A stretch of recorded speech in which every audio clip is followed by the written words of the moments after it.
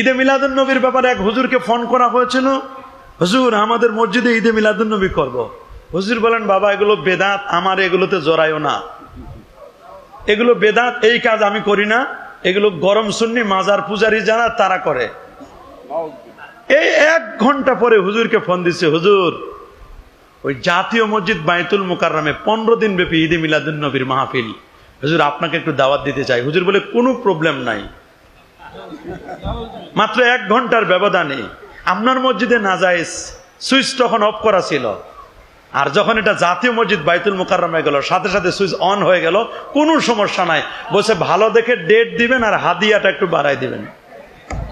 Date যদি ঠিক থাকে, হাদিয়া যদি বেড়ে যায়, তাহলে নাজায়েজটা কি হয়ে যায়? ঈদে মিলাদুন নবী সাল্লাল্লাহু আলাইহি ওয়াসাল্লামের ব্যাপারে কোনো র্যালি করা যাবে না, এটা বেদাত। নবী করে নাই, সাহাবী করে নাই, তাবি করে নাই, তাবে তাবিন করে নাই, মাশাআল্লাহ আলহামদুলিল্লাহ। কিন্তু সিরাতুন নবীর ব্যাপারে মনে হয় সব সাহাবী করছে।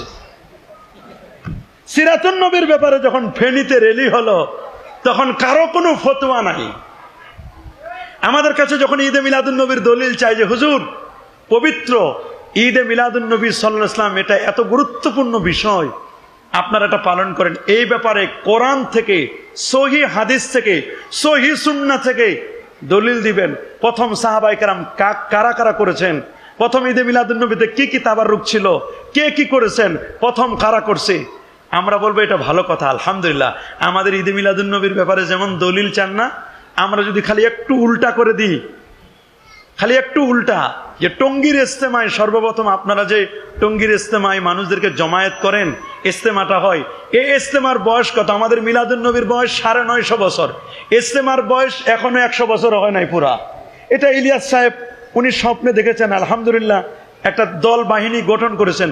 আমরা যদি বলি যে গাট্টি বস্তা নিয়ে মসজিদে থাকতে হবে, টঙ্গীর ইজতেমায় যেতে হবে, মসজিদে রান্না করে খেতে হবে, রেসিডেন্সিয়াল আবাসিক এলাকা বানাতে হবে, এই ব্যাপারে কোরআনের সহিহ সরি দলিল দেন, হাদিস থেকে দলিল দেন। সর্বপ্রথম কোন সাহাবী গাছ করেছিলেন, সর্বপ্রথম কোন সাহাবী সাল লাগালেন, 1 সাল 2 সাল 3 সাল, এটা যদি আমরা জিজ্ঞেস করি, নিজের বেলায় 16 আনা, নিজেরটা ঠিক।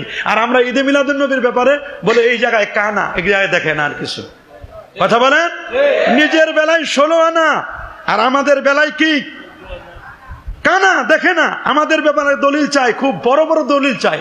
আমরা যদি বলি যে ভালো আলহামদুলিল্লাহ, আপনারা তো নির্বাচন করেন, যে যে নির্বাচনের পাখা মার্কা করেন, আর দাড়িপাল্লা মার্কা করেন, আর ধানের শীষ করেন, আর আপনি যেই মার্কায় করেন, নৌকা করেন, যেই মার্কায় হোক না কেন, বা মিনার মার্কা হোক, যদি বলি সর্বপ্রথম কোন সাহাবী অমুক মার্কা নিয়ে দাঁড়িয়েছিলেন, দলিলটা দিয়ে যান। বুখারী, মুসলিম, তিরমিজি, আবু দাউদ, নাসাই, ইবনে মাজাহ, কোন কিতাবের কত পৃষ্ঠায় সর্বপ্রথম কে এরকম মার্কা নিয়ে দাঁড়িয়েছিলেন, দলিল দেন। তখন কি কোনো দলিল পাওয়া যাবে? বলেন। তা আমাদের ব্যাপারে যেটা বলেন আপনারা, নিজের ব্যাপারে একটু চিন্তা করবেন যে আমরা যে ঈদে মিলাদুন নবীর এত দলিল চাইতেছি, আমরা যদি বলি ইল্লাল্লাহ জিকির প্রথমে কোন সাহাবী করছেন, না কোন সাহাবী করেছে, না তাবি করেছে, না তাবুত তাবিন করেছেন, এগুলো অনেক পরের কথা। কথা বলেন।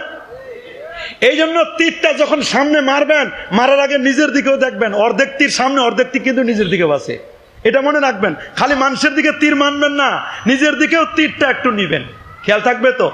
হুজুরকে জিজ্ঞেস করা হলো, হুজুর বাংলাদেশে একটা ঈদে মিলাদুন নবীর মাহফিল করতে চাই।